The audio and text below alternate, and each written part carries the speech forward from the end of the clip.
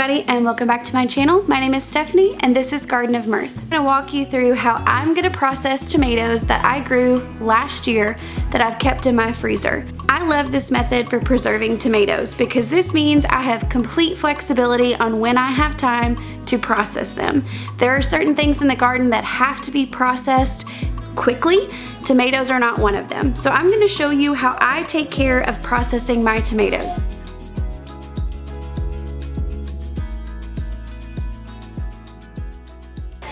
This is how we've kept our tomatoes stored, just in an old grocery sack.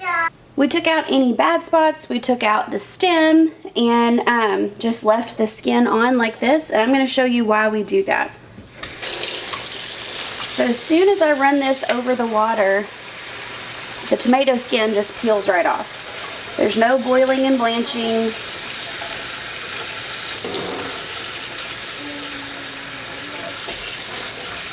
About 5 seconds to peel that tomato, and then it's ready to go in my pot.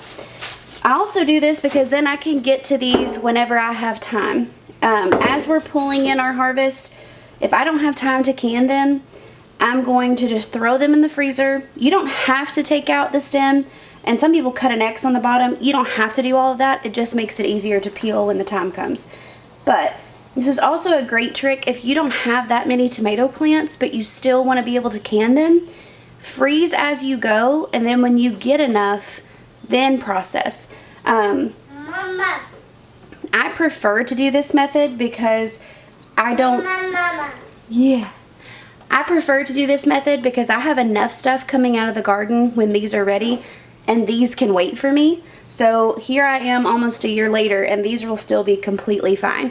I have canned tomatoes over a year old in my freezer. No freezer burn. They were fine. Obviously that might depend on your setup, but I have personally not had issues with these.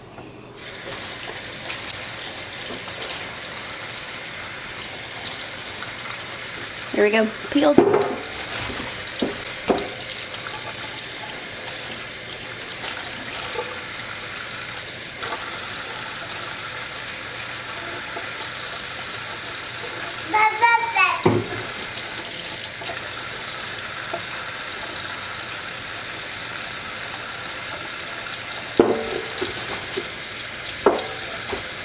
You can even use these for those tiny little tomatoes that would not be worth boiling. I literally just used my hands and slipped the skin right off. I'm going to go ahead and get all of these peeled, and then I'll come back.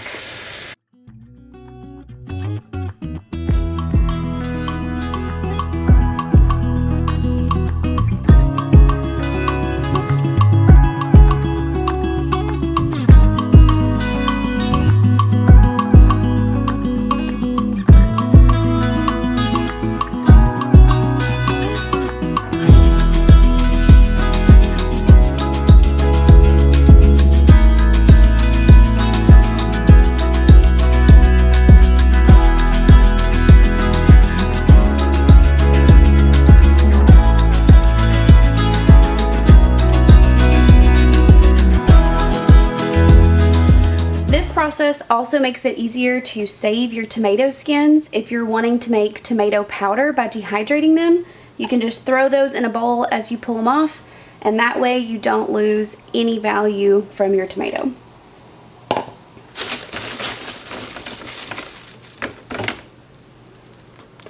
This last year when we cored tomatoes, I made sure to kind of make a pretty good divot without losing much meat, but I really got in there and got the core. But there's another reason for that.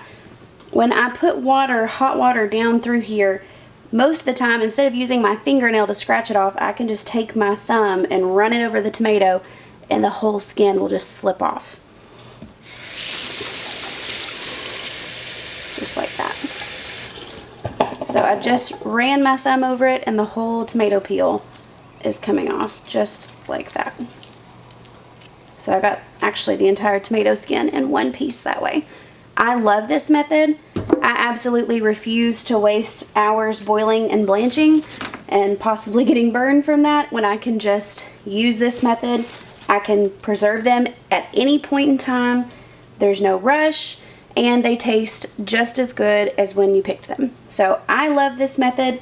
This is what I've been using for years. I'm gonna go ahead and get all of these peeled, and then I will come back and show you what we're gonna do next.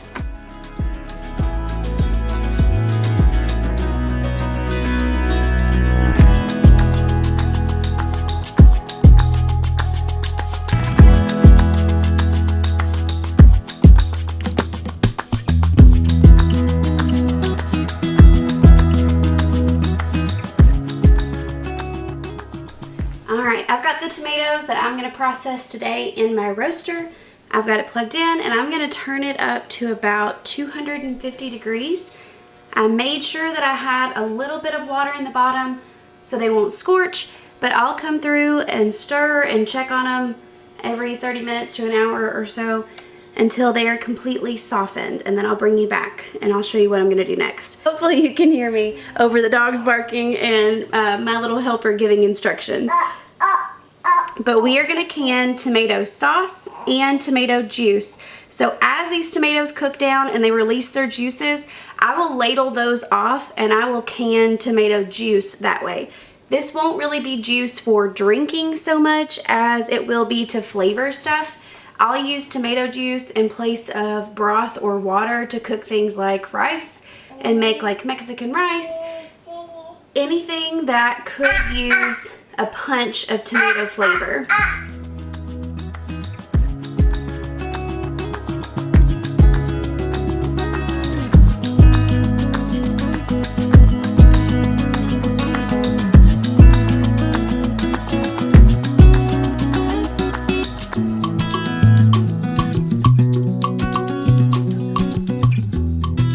I'm getting ready to can my tomato juice. So I'm going to use my electric pressure canner. It also works as a water bath canner, which is what I'm going to use it as today. This is just so I don't have to babysit it while I'm taking care of my little girl. Okay, so to start, I'm going to switch it to boiling water can and tell me to insert the jars. I've already put jars in here. I learned this lesson the hard way. Be sure to remove your pressure regulator because we don't want it to build pressure. Nothing horrible happened with my canning when that happened. It siphoned because it got a little too hot in there. Right now it's getting the jars sterilized so we can put our contents in there. So as it's heating, it's sterilizing my jars and it's getting our water hot. So we're gonna go ahead and take a look at our tomatoes. Okay, my tomatoes are back at 250. They've been cooking for a couple of hours now. They've released a lot of juice. So I've got a whole lot of juice that I can skim off and can. My jars are getting sterilized right now, so as soon as they're ready, this is hot enough that I can go ahead and put it in the jars and put it in the canner. In this bowl, I have my lids and some rings and some hot water. Get them clean and ready to be used.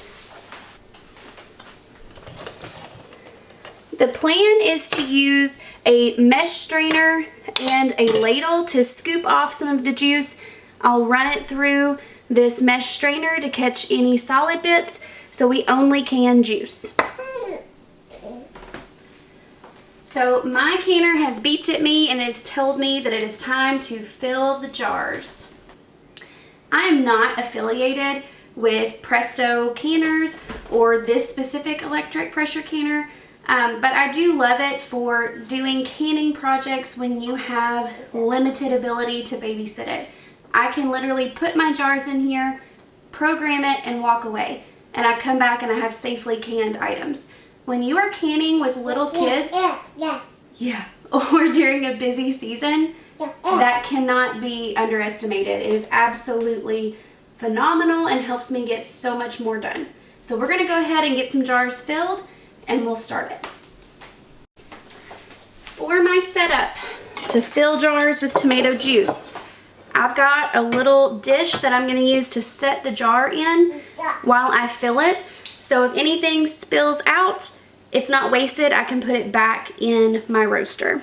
I also have my bowl with my lids and my rings ready to go. And we'll go ahead and just start filling jars and getting this going.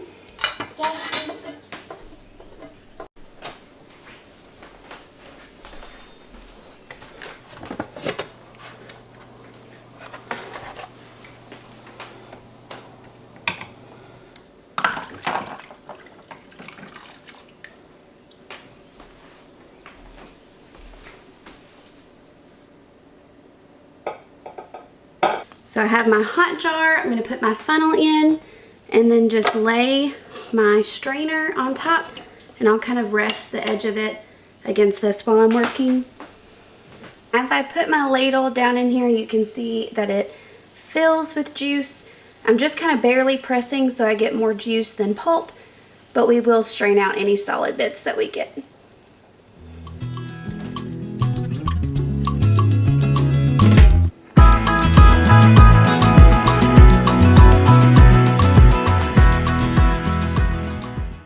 Also use a spoon to kind of work that around in there.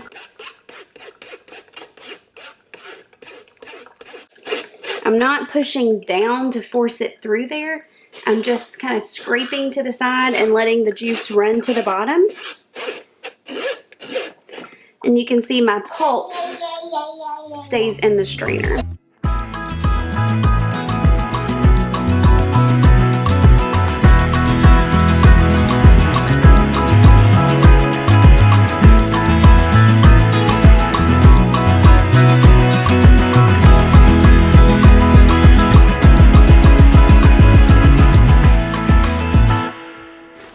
Canning my juice using the ball book of preserving. I'm using the recipe on page 360. They recommend adding tomato juice. They recommend using lemon juice, and then salt is optional, but I'm gonna go ahead and add it. So we'll be doing a tablespoon of lemon juice and a half teaspoon of salt.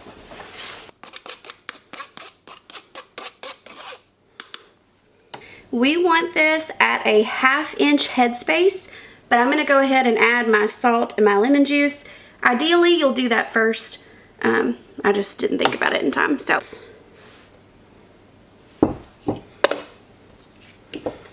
you want to use bottled lemon juice because you know that the acidity is at the proper level for safe canning. So I'm going to add that in, and that brings us up perfectly to 1/2 inch headspace. And I'm going to put my lids on now.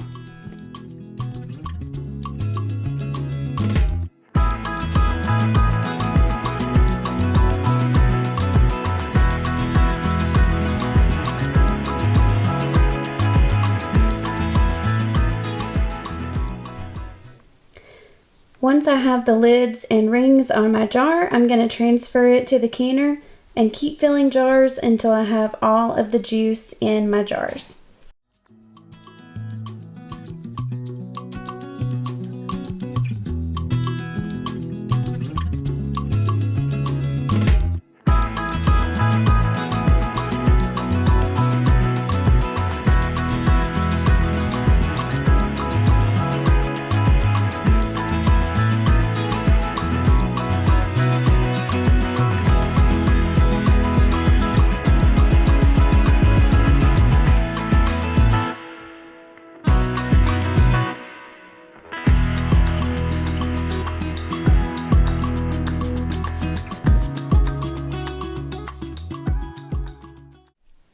I ended up with 6 pints of tomato juice, and I'm going to let those can for 35 minutes, and I'll come back and show you how I finish up the remaining tomatoes to make sauce. Now that I have my tomato juice strained off of my tomatoes, I'm going to take my immersion blender and puree everything into a sauce and then continue to cook it down until it's as thick as I want it. I will be using a couple of dishes so I have a little bit more depth. Since I'm doing a small batch of tomatoes today, my immersion blender doesn't have enough depth to get in there and not spray it everywhere. So you'll see me moving it into some different dishes. That's just so I have a little bit of a deeper dish to work in. Once I have this pureed down, I'm going to go through and make sure that it's as thick as I want it before I can it. And then it also cans for 35 minutes.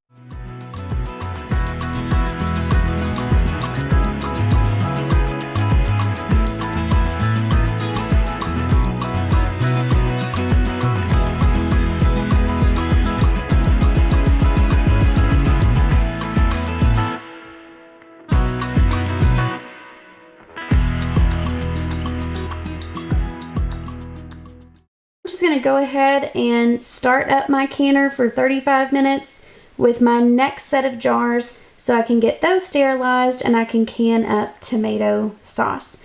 I love that this canner does the whole cool down period for me.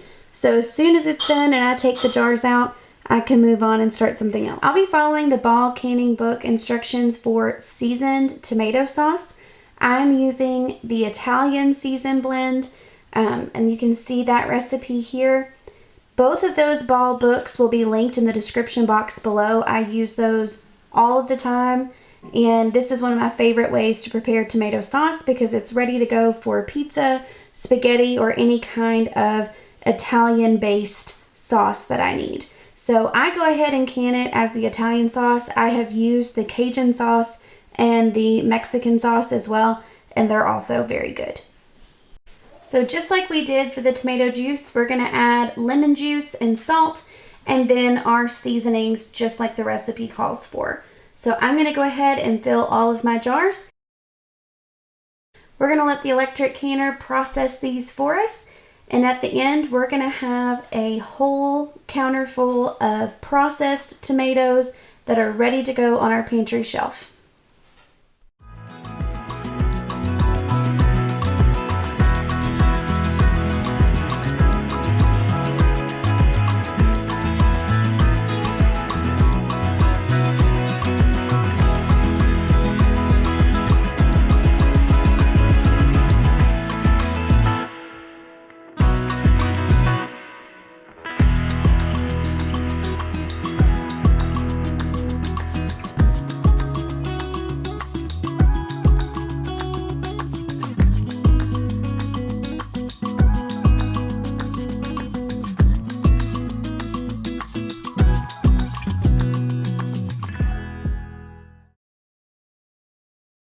I had a little bit of extra sauce left over that wouldn't quite fill a pint jar, so I decided to make a quick and easy dinner. It is the #1 recipe on my blog. It is my sourdough discard pizza crust. If you like a thick pizza crust, I know you'll love this recipe. It gets several thousand hits on Pinterest every month. It's my #1 recipe, and we use it almost weekly. So I'm going to use this leftover sauce as the base for our pizza, and I'll show you how I make that as well. I ended up with 3 pints of tomato sauce, and then what was about 3/4 of a pint left over is what we'll use with our pizza. You're always going to get less sauce than you do juice because you're straining all that extra liquid off, but that's liquid that would either make your sauce thinner or you would just let it evaporate as you let it cook down. So this way you are making 2 products out of 1 and not losing anything. All right, we're gonna mix up the sourdough pizza dough. This is a discard recipe, so you don't need active starter. We're gonna start with 3/4 of a cup of warm water. You want like bathtub temperature water. Nothing super hot or it'll kill your yeast. And then we're gonna go in with the equivalent of a packet of instant yeast, which is about 2 1/4 teaspoons.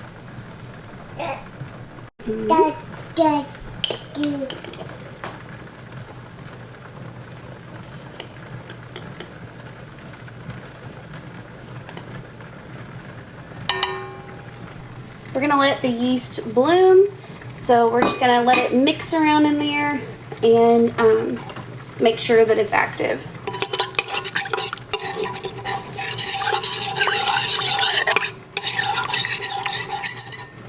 This is mainly important if your yeast is old. I use mine pretty frequently, so I know that it's not. You can already tell it's starting to bubble up, so I know mine's active, so I can move on to the next step. The next thing we're gonna add is about a cup of discard. This can be freshly fed or straight from the fridge, either way.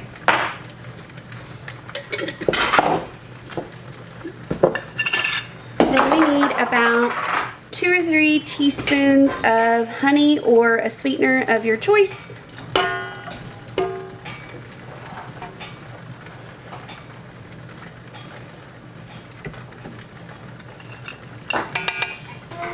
One and a half teaspoons of salt. 2 tablespoons of olive oil or avocado oil. I just do this by sight, but you can measure if you want to. About 2 tablespoons of cornmeal, 2 3/4 cup bread flour or all-purpose.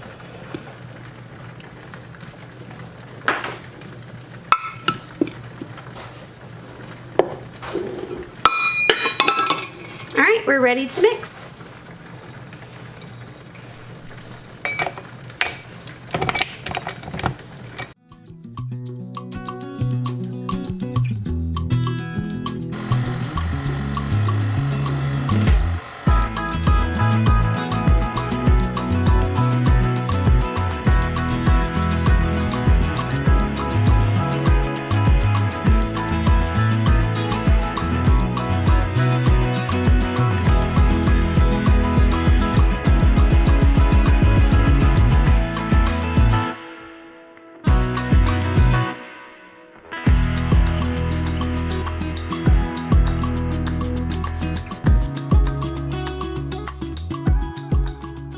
This and let it sit for 30 minutes to rise while I prepare the toppings. Now is a good time to go ahead and get your oven preheated to 550 degrees. Make sure your pizza stone or your baking sheet is in the oven. That way it's nice and hot when we need to transfer everything over. For our toppings for our pizza, we're just keeping it really simple. We're gonna have some smoked sausage. I already had cooked all of these patties and they've been in our freezer, and so I'm just going to use up some of those. And then my husband just wants banana peppers, and then I'm going to put onion on my side. For our cheese, we're going to use some fresh sliced mozzarella that we got from Sam's, then some Parmesan, and then I might put a little bit of this white cheddar on there as well. Because I didn't season this sauce because it was just what was left over, I am going to add some Italian seasonings and some minced garlic in there as well. This step is super important. Make sure you build your pizza on a piece of parchment paper that you can lift up and put on your piping hot pizza pan, because if you don't, you're going to have to try to move a pizza crust that's loaded with toppings and not somehow fold it up or mess it up as you transition it to your pizza pan. So take my word for it, make sure you use some parchment paper. My dough has been resting for about 30 minutes, so it's time for us to get this out. You can see the gluten formation in there. Before I put my dough on here, I'm going to put probably a tablespoon or so of cornmeal. This helps it to not stick, and it also gives the bottom that good texture that you're used to.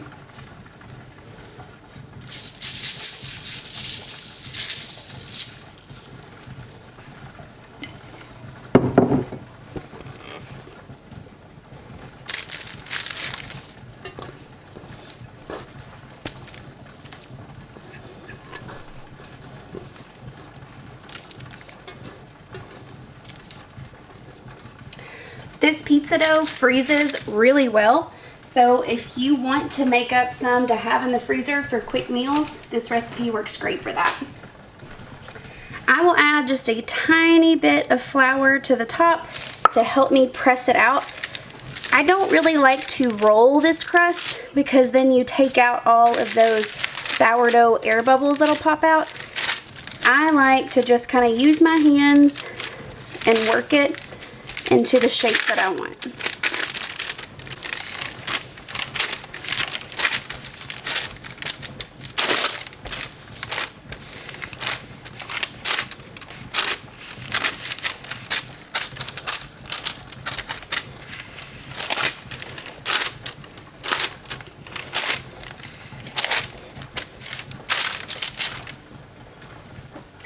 I don't know how well it's showing up, but there's little bitty bubbles under the surface of this crust that if I were to take a rolling pin and really harshly roll it out, it would pop those, but that's kind of the quintessential sourdough pizza look and texture, so I don't want to do that. We like a thicker crust. You could roll it out a little bit thinner if you want to, but this is almost where I want it. So I'm going to add just a tiny bit more flour.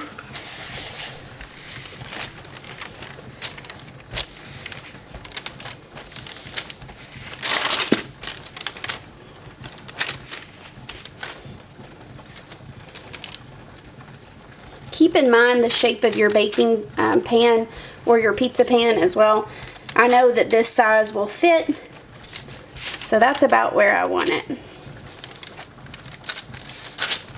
Now we're ready to start dressing our pizza.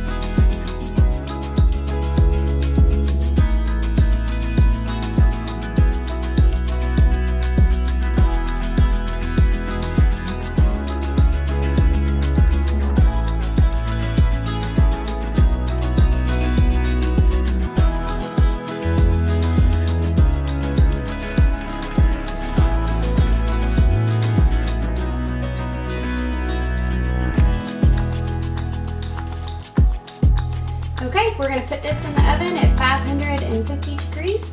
We'll check it in about 8 to 10 minutes.